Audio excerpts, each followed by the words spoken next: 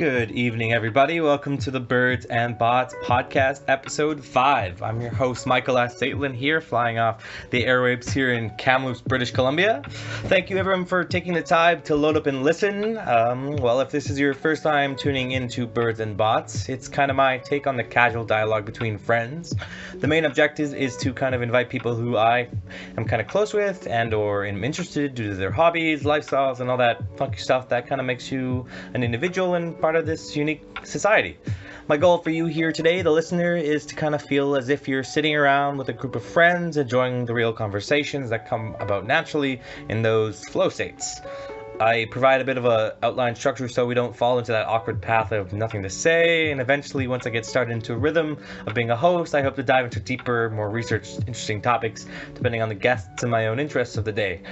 In this part, I guess I'm supposed to say something like, give the channel a like and subscribe down below, yada yada. Hope you enjoy the listening, and today on our 5th episode, I will be hosting Christian Varty, and we'll be right back. And as always, we kind of start off with some of that background information on Christian here. I'll leave it back to him and let him go with where you're from and all that jazz. Hey, Michael, thank you very much for having me on the podcast. Yeah. This is great. I'm so excited to be on Michael of Vsauce's podcast. This is a dream of mine. Over Joe Rogan, I'd rather be on this podcast. Oh, man. I don't know about that. It's not an experience yet.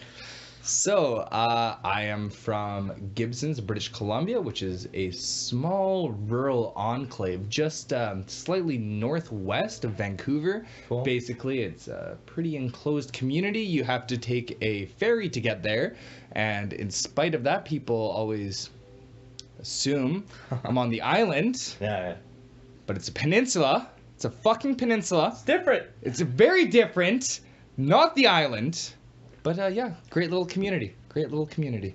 And you were there for most of your life, as we were talking about, right? Yes, I was. I was born and raised there until the ripe age of 17 when I came to Kamloops and started attending TRU, Thompson Rivers University, which is where we are currently located. We are currently located. Yeah, so I guess as we leave into TRU, what's kind of those things that kind of drew you into finding your true? So that was... more of a necessity than a want. Necessity, yeah. I'm a journalism student. I wanted to get into journalism. There was 4 schools that offered a journalism program here. Mm-hmm. There was UBC, which offers a kind of a post-secondary, so you have to have some post-secondary under your belt. There was BCIT, which offers a brief 2-year broadcast journalism program, or at least that's what they were doing when I applied to schools. There was Kwantlen Polytech, which I toured their campuses, and they accepted me on the spot, and I thought that was kind of weird. You know, I wasn't about to go to a school that just kind of accepted me without seeing my grades or anything, and alas, I wound up here.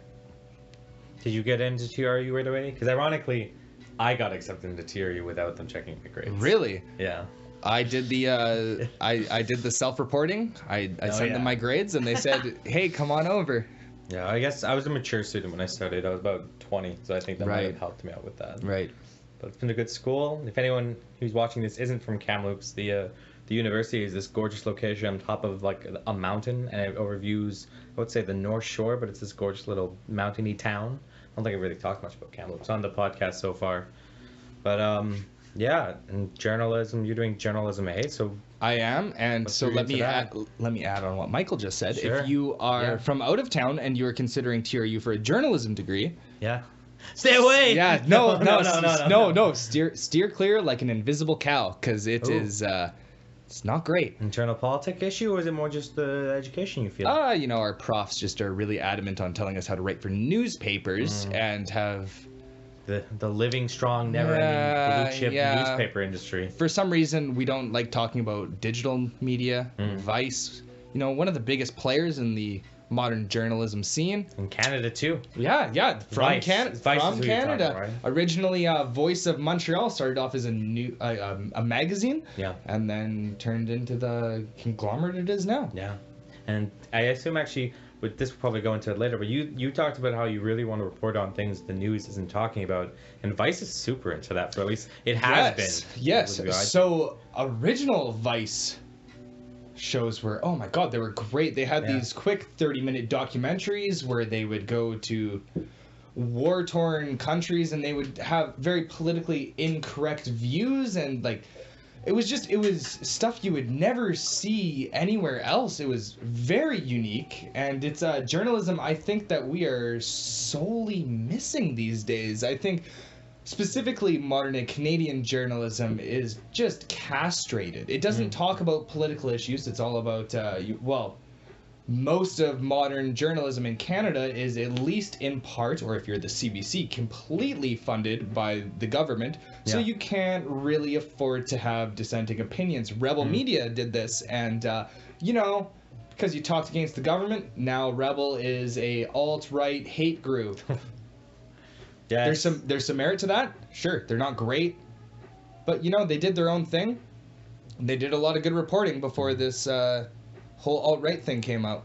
But no, modern day journalism, specifically in Canada, is very archaic, and I really don't see it lasting for a lot longer. I don't hear people talking about Canadian journalism, which is unfortunate because there's so many interesting things that are happening in Canada which are never talked about.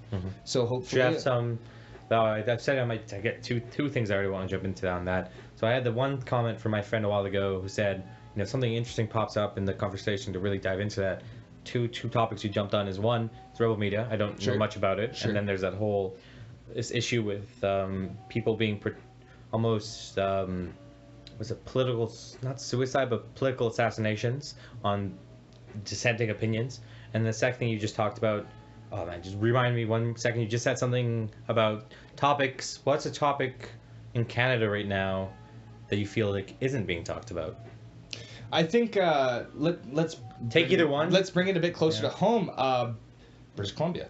Yeah. So Site C Dam. Sure. Yeah. That was a big thing. There's a very contentious issue. For the listeners who might not know about Site C Dam or have stayed away from the political scene, do you want to describe? I'll give my basic understanding. It's a project from the late 1950s, 60s, headed by at one point the NDP government of Canada way back then. Failed to process as the third dam or Site C of a dam that the other two passed. The third one didn't because they were hoping for long-term goals for electrical gain. But as time went on and slowly pushed away, the bills and costs just blossomed into $50 billion right now, I think, to complete the project. Is that a decent rundown on it? I don't have the exact numbers. But not the numbers, obviously, but like that kind of that's my knowledge of the Site C Dam. Sure. So my leaning towards this as a potential story and a story that is undertold is the contentions going along with this, because I think Site C specifically brings two sides which are seemingly always aligned, indigenous populations and environmentalists, and essentially puts a wedge between them. So Site C is essentially a project to create hydroelectricity, but in doing so they would have to develop on indigenous land, and of course, obviously, the indigenous communities in the area, they're not so keen on it. But this is a way for Canada, or British Columbia more specifically, to create more environmentally sustainable energies, and I believe the specific outports of this dam would be going to Alberta. So it's not to fund British Columbia, because British Columbia is in at least the 90th percentile of hydroelectric energy. So most globally or across Canada. I mean that in around 90% of the electricity in British Columbia is produced by hydroelectricity. Okay. I could be wrong on that. It could be 87, but it is in well within the majority. It's an overwhelming majority. And so the output of Site C would be going primarily to Alberta, who, let's be honest, they don't have the most sustainable measures for their electricity. It's mostly flat land. I mean, they have their coal and natural gas, just like we kind of want to do our LNG, but I mean, there isn't the same kind of mountainous terrain that can build a strong hydroelectric infrastructure. They have the wind moving up slowly in their southern regions. Very, very, very slowly. I believe it's still less than... It's like 13% I've seen recently. Or at least projected to be 13%. Projected to be, but yeah. Actuality, I want to say it's around 5%. I could be wrong. But yeah, that's it's a project that's trying to put sustainable energy towards Alberta, who is primarily reliant on brown coal and liquid natural gas, so not very sustainable. And yeah, I just think it's a very, very interesting story. We hear headlines every now and then talking about it, but no one's really done a deep dive in talking about these two opposing sides and what. At least they're not on an academic level, right? No, yeah. Or even a consumer level. So you would never see something that people would want to watch talking about Site C. And so I think the future of journalism needs to move away from CBC headlines, and it needs to go into deep dives and in a format that young people want to watch. So I'm thinking digitally. Do you think media? Quick? I know a big thing with I really got into video essays by, I assume, people who are young, non-paid, people who just like to make YouTube video essays. But at the same time, I've also shifted away from this worry that I started watching a boatload of these quick 5 to 10 to even 15-minute almost video essays, something like maybe Seeker. I do not. Not wait. Seeker. Yes. It's on Facebook now. A lot of other people have have seen it. Yeah. I've seen it since a while ago. But like I started realizing they give me these quick bite infos about things that people aren't talking about, but then I almost forget about it, or I almost start feeling smug that I'm watching all these things and all these quick media dashes that don't provide me the same learning that stick to my mind like a long formatted article. Sure. So my main problem with these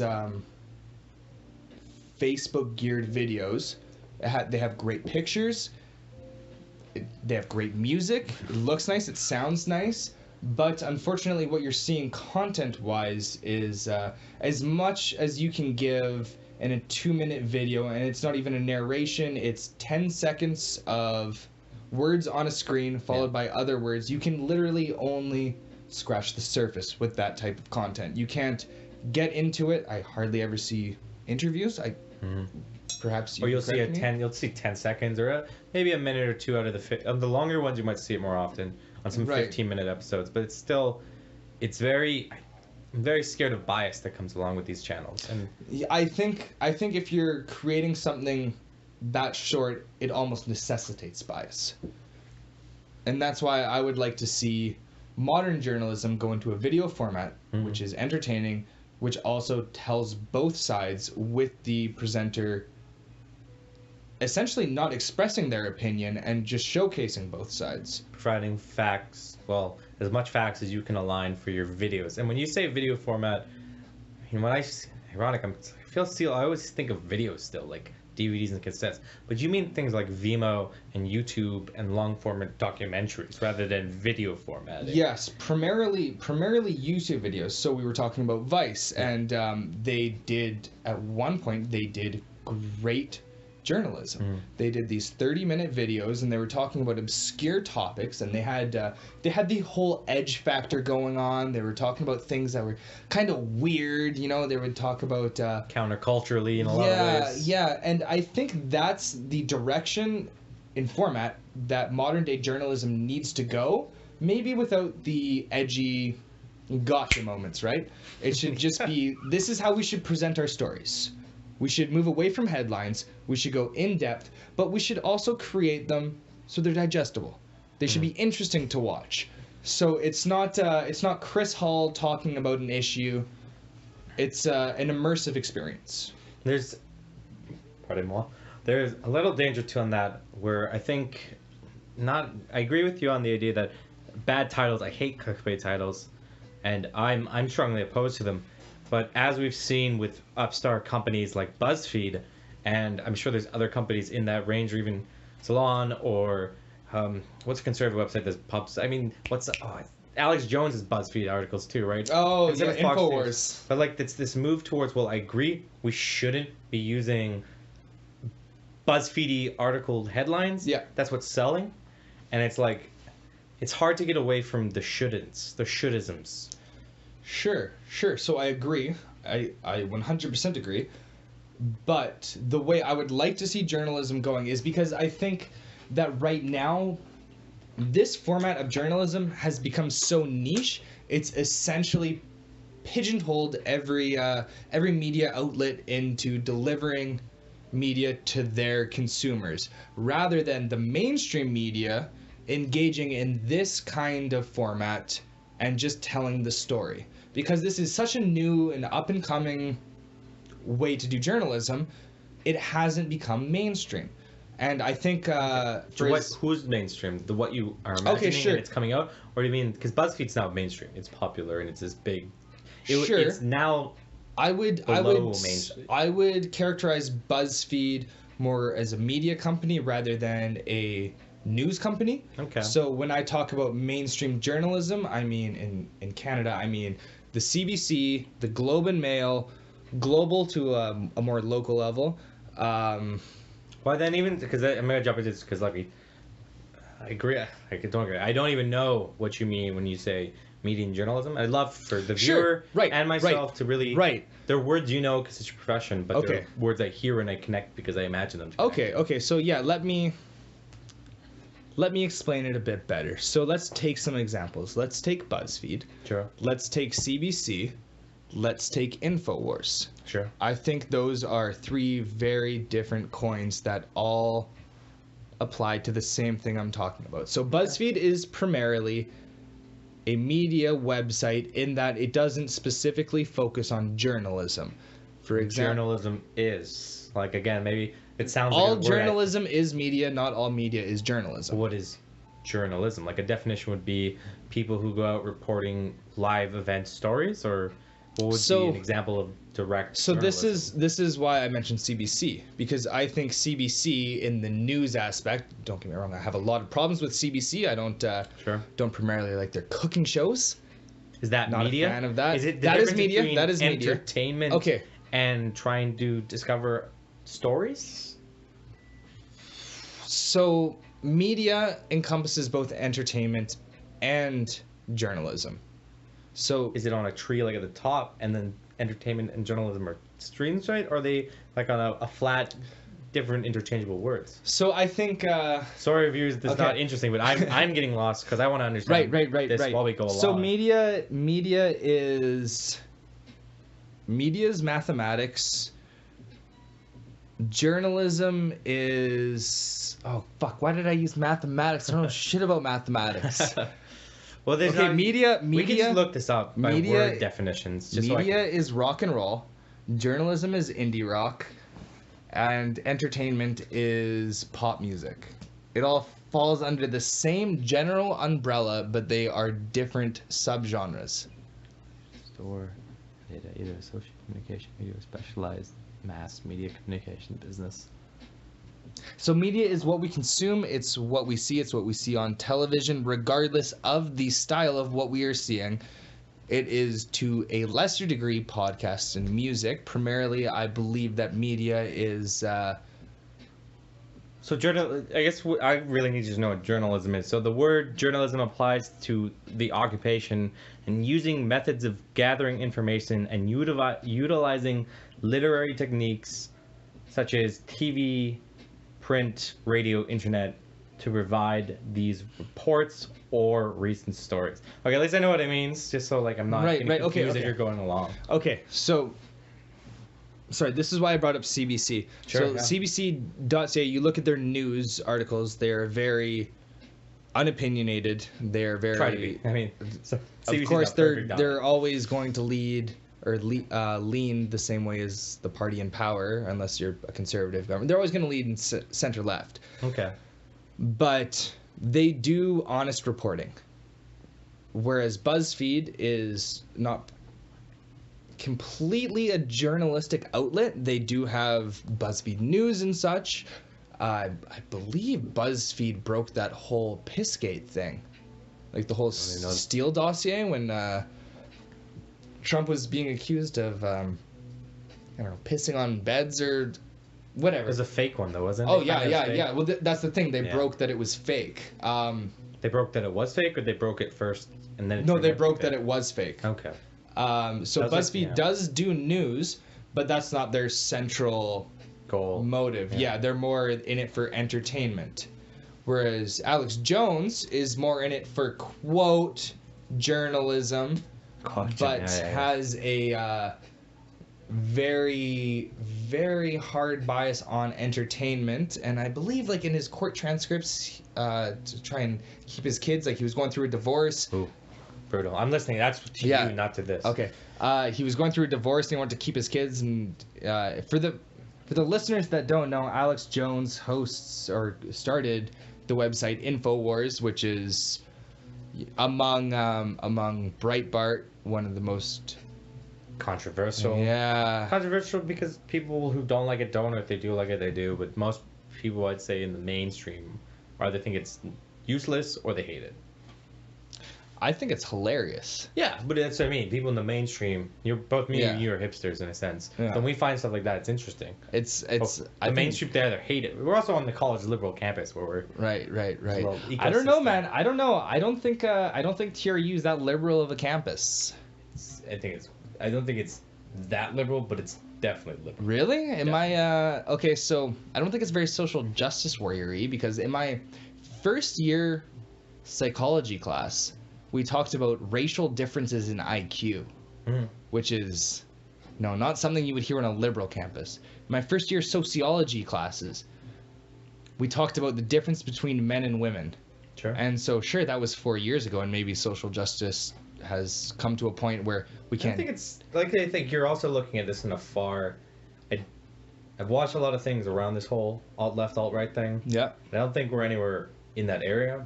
There's definitely tippings here and there, and like, you're not supposed to be a conservative on campus. As much as you might be one, and I don't know. I consider myself a conservative. I wouldn't consider myself one, but close. We don't have anyone petitioning for even conservative ideas. So that means if the conservative ideas aren't being taught, there's a conservative club on campus. Yeah, but they're not making any influence. They're not part of the Truth Suit Club. They're not part of any of the. If they're not part of Truth Suit, that means they're not part of any of the student caucus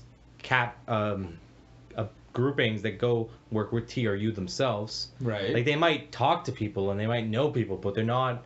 They have no influence on campus. They might have their club and they might talk to people, but they don't have any. Maybe they'll put their opinion in on the newspaper, the Omega. I don't know if you've got any conservative papers written or seen any on there.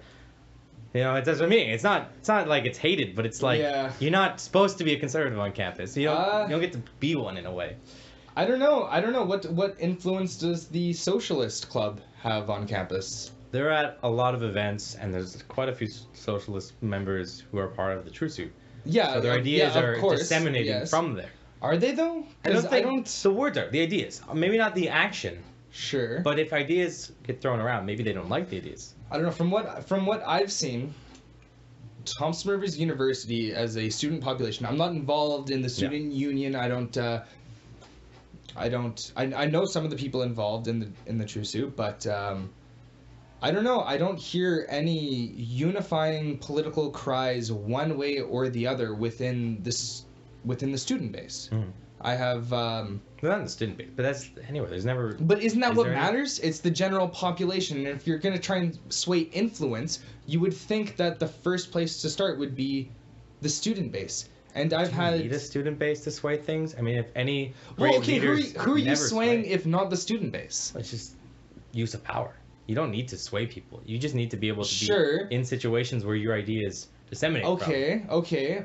But there's no hard-lined political ideology within our student base one way or the other. Everyone seems pretty apathetic towards at least campus politics. Well, like, that's what I'm saying too. Like, you're so immersed in it that you don't hear, and like, I'm not for the stance, but you don't hear people saying maybe people should just pull themselves up by the shootshafts, or maybe you hear a lot of liberal ideas, which aren't bad ideas, but like, maybe we need better healthcare on campus instead of maybe people should get better jobs. Why would you need better healthcare on campus? There's There's a hospital right over there. No, those policies, which are good policies on healthcare and all that jazz. Why? So I can spend more money on bullshit healthcare? Well, that's a policy that is on. There's a hospital right there. Just go there. Yeah. There's like a walk-in clinic literally a block away. Dental healthcare is a liberal idea where you can get. Okay, sure. By putting into. I'm not saying these are bad. Sure. Better food, better food care on campus. That's trying to make better food care on campus. Or you could just live outside of campus. That's a conservative idea. We spend the money that we would spend on better food,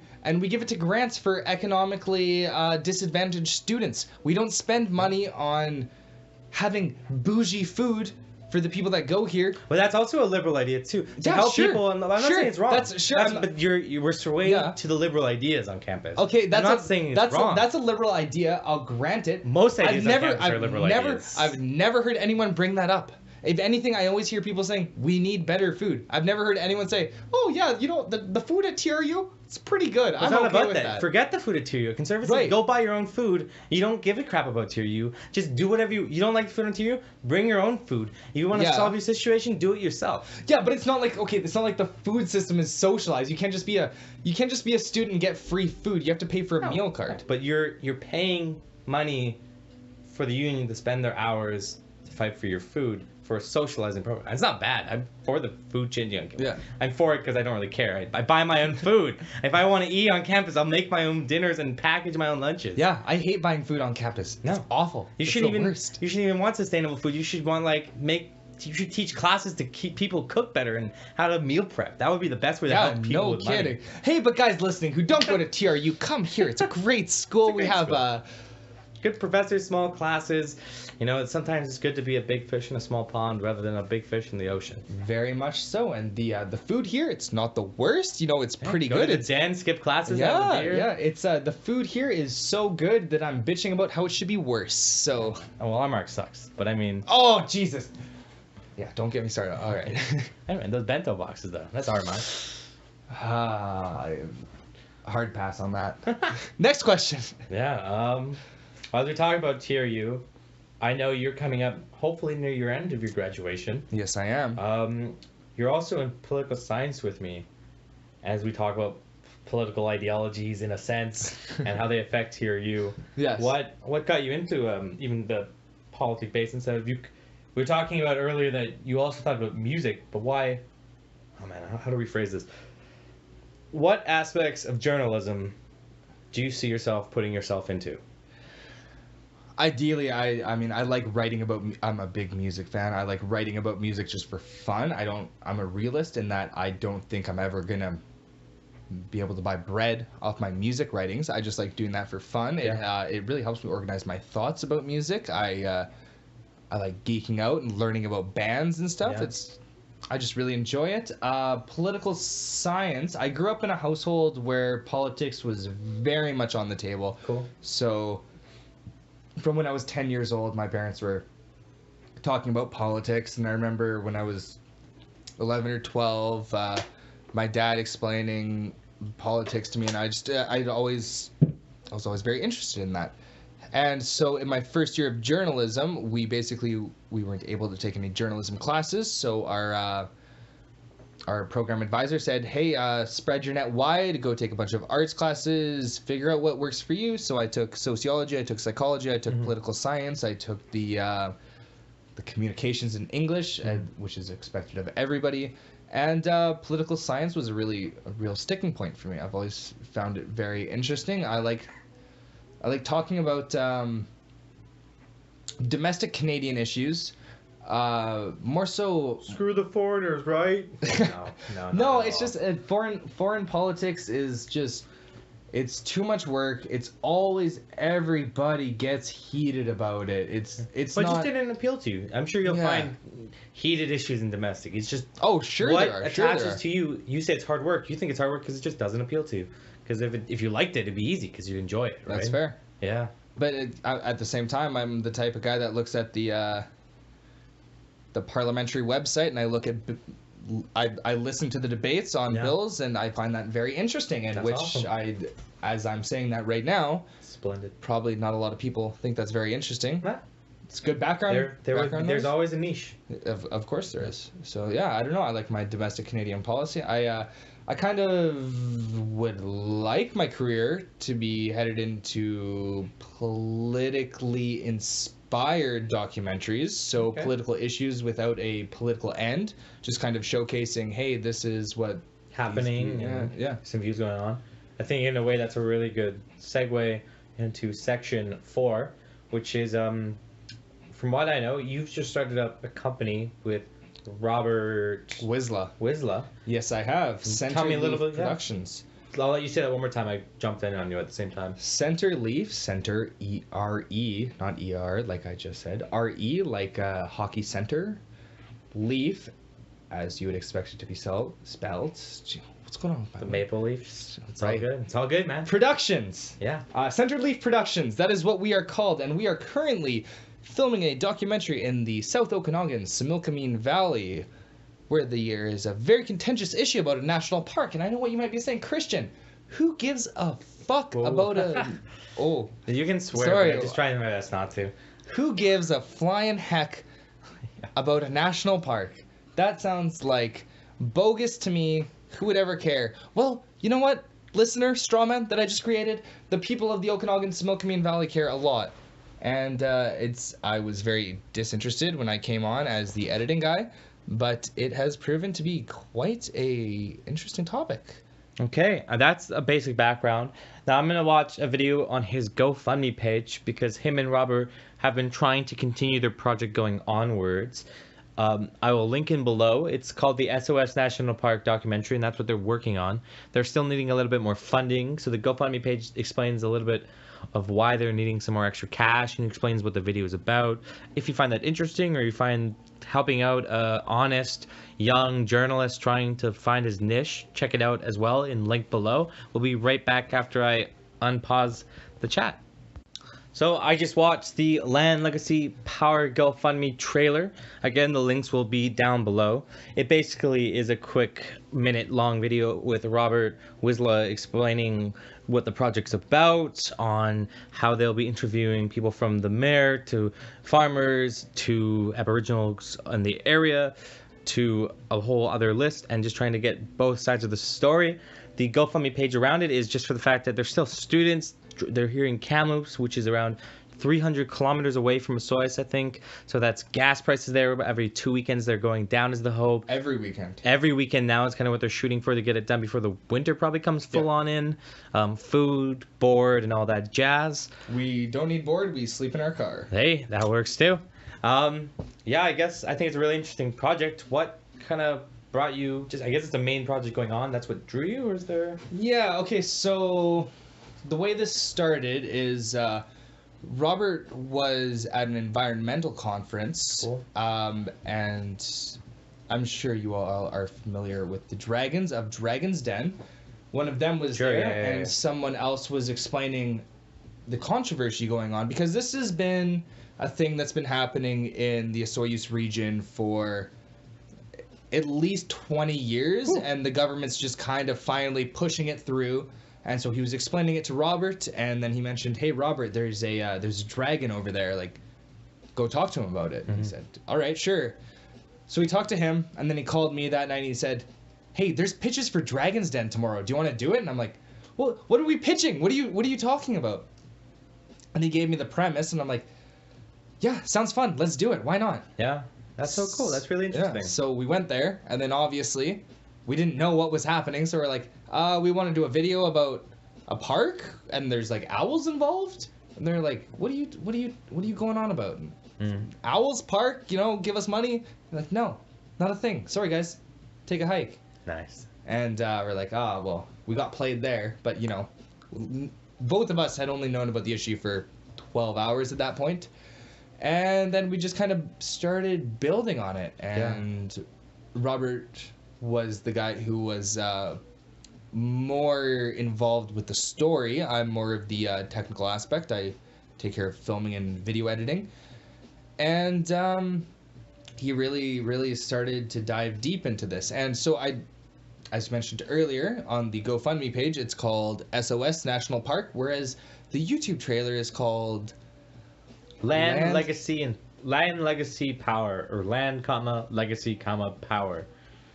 So that's where we're taking it now, because this is where it gets wild, guys. So we thought this was a story about a national park coming in to save some owls.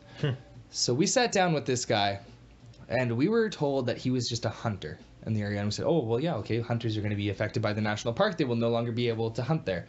So turns out this guy is a full-blown, I don't want to say conspiracy theorist, because he has a lot of merit to what he's talking about, and essentially what the government is doing is a conspiracy.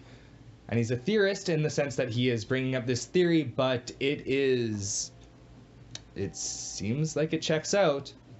So basically his contention is that this whole national park is a land grab by the indigenous community there. It is about legacy for the politicians putting it through, so they just want to get their name cauterized on something, whether it's the flesh of us taxpayers or the rock of a national park. And it's all about power. It's all about telling people that live there that they can't live there anymore. And so this has become, we've gone down a rabbit hole. This is not just the government benevolently looking out for endangered species. This is a whole thing, and no one is talking about this. And this issue has been very, very highly contentious in the area. Everywhere you drive, you see no signs, you see yes signs. We were talking to random people in the street. Everyone has a very, very hard-lined position one way or the other. And this is, like I was saying, something we never hear about. And the government is just kind of imposing their will, and they're just pushing it through. The people of the area never got a vote on it. So right now, what we're trying to do is we want to bring this forward, and we are, as awful as it sounds, we're pushing for a referendum. So we want there to be a referendum on this park. I don't care how it goes either way. I just think there should be a good vote. I think the people in the community should get their say, which has not been the case. And so that's basically where the story has taken us. We are actually leaving again tomorrow at 8 a.m. to go back down there. Nice. And we have a bunch other interviews set up. But it's there's a whole mix of things. There's a lot of politics involved, a lot of really skeezy behind the scenes politics where there's been a lot of money going around. There's a lot of endangered species, a lot of flora, a lot of fauna that are both threatened to go extinct in the region. The burrowing owl, which I originally thought the story was about, which it's not, by the way, went extinct in the region. Now really? It went extinct. And it's been reintroduced back. There's actually a breeding program in Kamloops to reintroduce it back. Interesting. So originally I thought the story was to save the owls, but no, from what I understand now, and which has never been presented to the media, is that this is a total power grab from the government and from the indigenous communities. I can't say I side with either one of them. I like owls. I love the area around there. I think it should be preserved. But at the same time, it's just a very, very complicated issue, and we're hoping to break it down in a way. You're young into this project. It'll take more time to really get more views and more data and more facts. And when it's all finished up, you can really explain more what your own opinions are by the end of it. And I mean, you're still fresh into the investigative side. You hopefully shouldn't have an opinion yet, because that's kind of a good journalist. Right. It's surprising there's been a ridiculous amount of drama that's come up from this project. Both Robert and I have already been threatened by people we've interviewed to tell the story a certain way. Yeah. So if we're not getting threatened, then we're not good journalists. So I never thought a story about a national park would turn out this way. But lo and behold, this is where we are right now. That's really interesting. I mean, in a lot of sense, I feel like that's what a lot of stories are about. A lot of stories are always just the superficial face that you even hear about in the news. And there's always a lot more behind any issue, right? I mean, I'm a firm believer against Occam's razor, where like, if there's a simple solution, the most it should obvious be. Thing is... No, it's probably there's like 1,000 reasons behind something, and this a simple solution might fix the problem, but it doesn't really do anything with it. Like another one, which it's contentious as heck, is like anything on campus is all connected. Dog policy? Dog policy is connected to the new reach when it gets larger, connected to like staff faculty fighting over who gets new land, over the new nursing building versus parking, versus like scent policy. I mean, it's all connected in this really policy-based structure that is the institution. One of the things my dad told me when I was young, which always really stuck to me, was everything's politics. Everything's politics. Whether it's the managerial style at a grocery store, Oh yeah. or whether it's ruling a country, everything is politics. Except for what's that in House of Cards? Everything's politics except for sex. Sex is just about power. See, I never liked House of Cards, man. No. Every You time missed out. he'd look at the camera and he'd explain it. Fuck that. It fucking took me out of it. Could not. Oh, I swore a bunch. Sorry, man. It's okay, man. They're swearing, and I should be the one who should be aware of my swearing. Can't stop my guests. You feel free to be your natural self. Right. Hey, remember that time Kevin Spacey raped a bunch of children? Hey, wait. He didn't actually. That actually he's only. Oh, they consented, right? No, Sorry. he didn't actually even sleep with them. He was drunk and flirted with them. Never did. But he has a sexual relationship. I was just trying to say the most offensive thing I could say after apologizing for swearing. Yeah. Yeah. Rape jokes Yeah. of children. Which are, like, look, you can justify murder. It was self-defense. You can justify theft. I was stealing so I could eat a meal. Yeah. You can never justify rape. Like, One, wasn't rape because different era. B, a different thing. I'm not justifying what he did, but another issue that you can even blame this on the American social system that is against gays so badly that people who are gay back, like when Spacey was gay, that he had to hide so much that the only time he felt free enough to feel gay was when he was drunk, and that drunkenness affected his inhibition. I'm not defending him. What he did is fucked up. Let's be I'll honest, say that. everyone gets a little gay when they're drunk. Yeah. And if you're really gay, well, I mean, you're gonna get really gay. I've kissed a guy when I'm drunk. It was, it was out of spite for a girl. Take it. Yeah. Do it. Yeah, whatever, man. I'm bi. I don't really give a shit. That's fair. It's just, but I mean, like, I'm free to say these things. But, like, a lot of people, like, repression does a lot of weird things to your brain. And it does a lot of horrible things. Like, look at, that's why feminists are so strong against what they're doing right now. Because they were repressed so long in certain senses that now that they're free, of course they're just screaming out at the horror that goes along with this kind of shit. Repression. Interesting take. Psychology, man. We're both Peterson fans. There's a lot of hidden psychology that affects people. There is.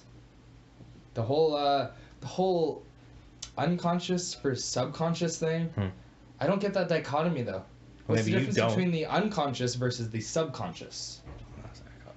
Subconscious, the like the subconscious is like the unconscious is unconscious.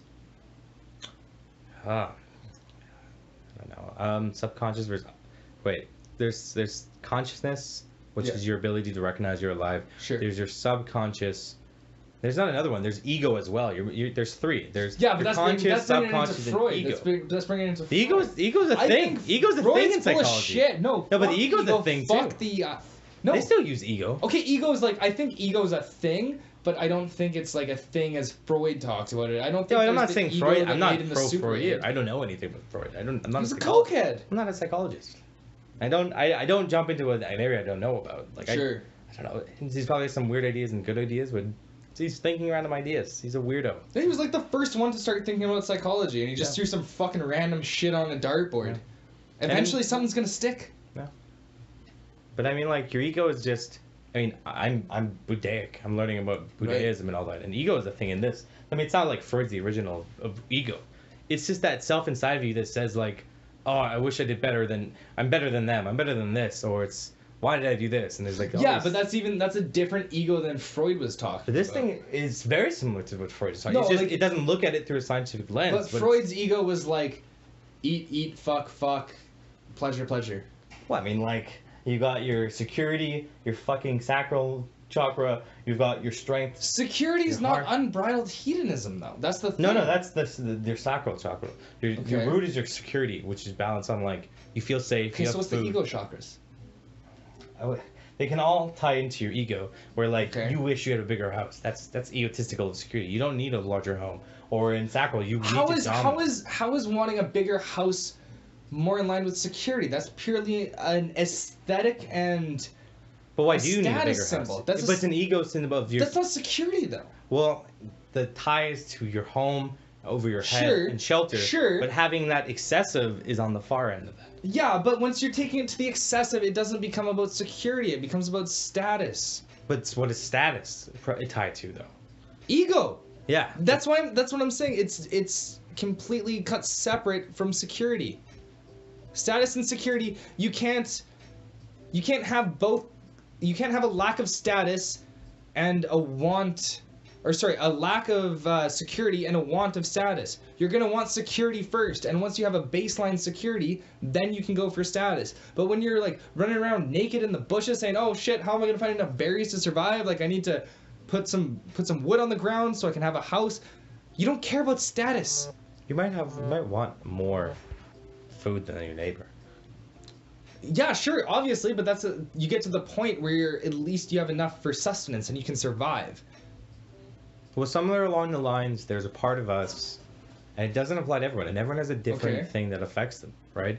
Like the person's want of status, not everyone wants status. Right. You are a person who doesn't want status at all. You want to be recognized, but you don't want status. I wanted status a lot, and I had to like rationally think, like, no, that doesn't really mean anything. That's a hedonic treadmill. You're never going to achieve what you want. And I literally had to think about what values I think are most important in life for living a happy life. I don't think achieving status is ever an end goal, because you're just going to want more and more and more and more. And I've completely gone the other way. I used to be, I don't want to say status obsessed, but I was very concerned with it.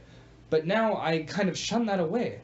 Well, I think it's a proper state almost deliberately of being both mentally health or even spiritually health, is being able to learn you can not have taken that road. And you could have dived into status, and you might have felt hollow.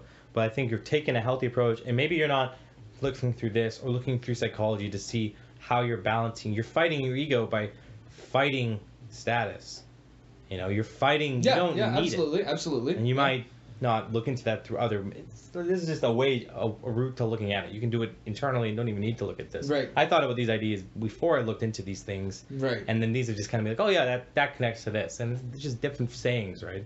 But like you're fighting your ego by saying, why am I just agreeing to the first thoughts that come in my head? Like, oh, I'm hungry. I'm gonna eat a lot right now. Like, are you hungry or you just want to eat?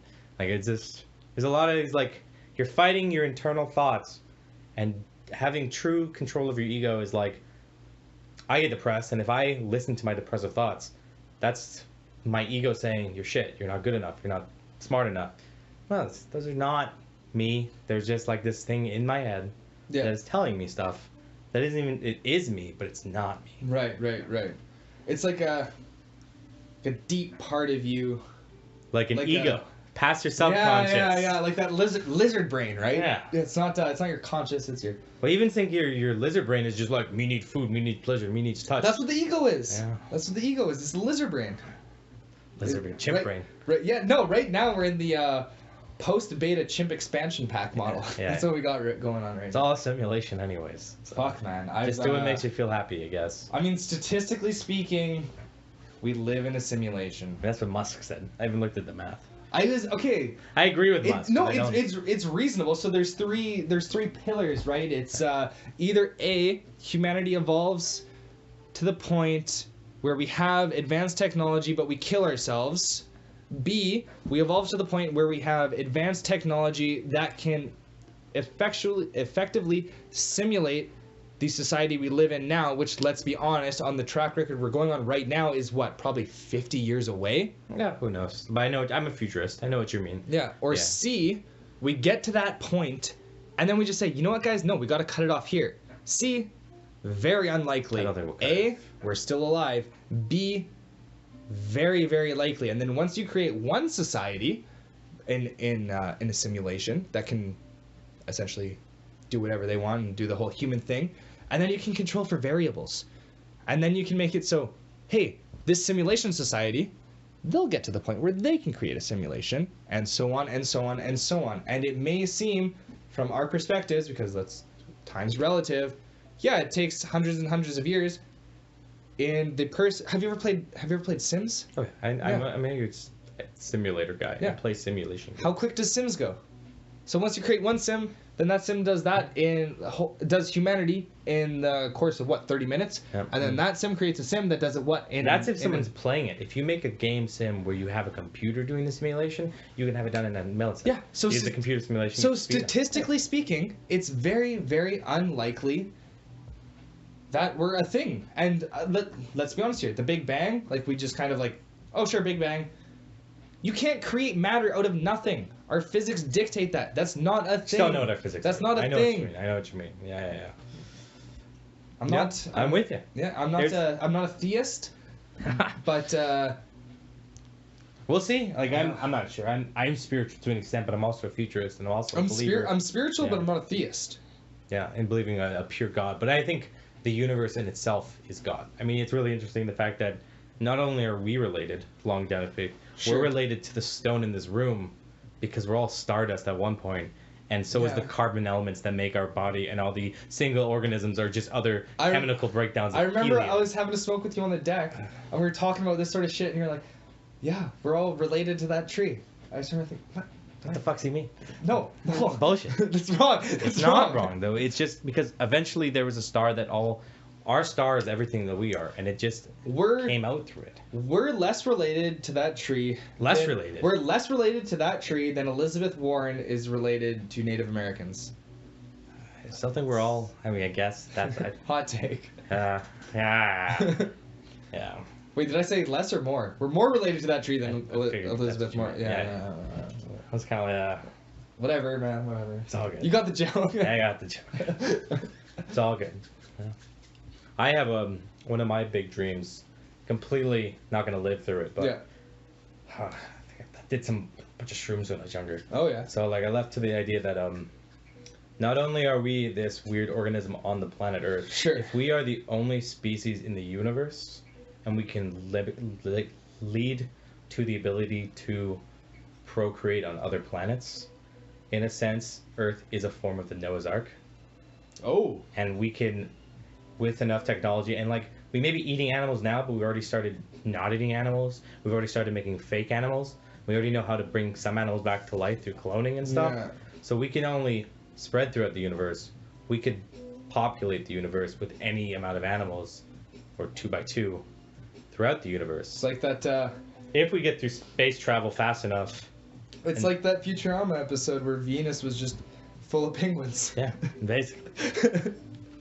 Even you've heard theories on there's a couple ways the universe might die, but like I have not actually. Oh no, there's like cold death. There's a big crunch where everything will go out and then just come back in. There's Okay. multi-universe, and then there's I'm familiar with that, but is that a world-ending thing? I thought that. Well, I mean, like there's also the one where like we might collide into another multiverse, and that might just push us into one. Okay. But I mean, if some of those aren't true, we might learn how to stop entropy over, like they say, 1.5 trillion years How? of the universe. I don't know. How would you ever stop entropy? It's inevitable unless you can. Actually, it's one of those things in a 1 trillion years. Who knows? Actually, now that I mention that, I remembered this really cool thing that they did in Japan. They created this cement that has like some sort of bacteria in it, and when the bacteria gets wet, it reproduces. Like it's essentially dead, but once it gets wet, it reproduces, and in doing so, it also creates more concrete. So if you pour a concrete block and there's a crack in it, Yeah. the moisture will get in, it will cause the bacteria to multiply and essentially repave the crack. Yeah. So I guess that in itself is reducing entropy. Yeah, maybe. So that's a sense, yeah. It's creating, what is it, consuming the water to provide energy. So it's entropizing the water stuff. Okay. So you're still deleting something out of the process. Right. Yeah. I don't know how we'd end it, but I mean, if we survive and start spreading in 1 trillion years, who knows what we may come up with if we're still around. Man, in 100 years, what are we going to come up with? Yeah. That's what entropy sounds like, a big thing. How do you stop entropy? That's a bigger, who knows? In 100 years, we might have good AR. We might be dead. I really hope that Bad Baby has some great new singles in 100 years. Or Boss Baby 2 comes out. Oh boy! Anyways, it's getting sort of late. So, because I have to finish work for Rob tonight. We have... Hello. Where'd you go? I miss you so. Uh-oh. That's a dead laptop. Yeah, it's not even dead. It's just I just haven't learned how to use the thing. There is 2 more videos, but I'm kind of feeling near the end. I'll just leave it off with the any questions for me, and then any ways to improve the podcast.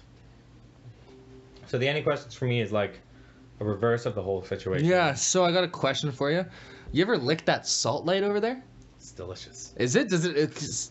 Because I never knew if like salt lights were actually salt or is it actually salt? It's salt.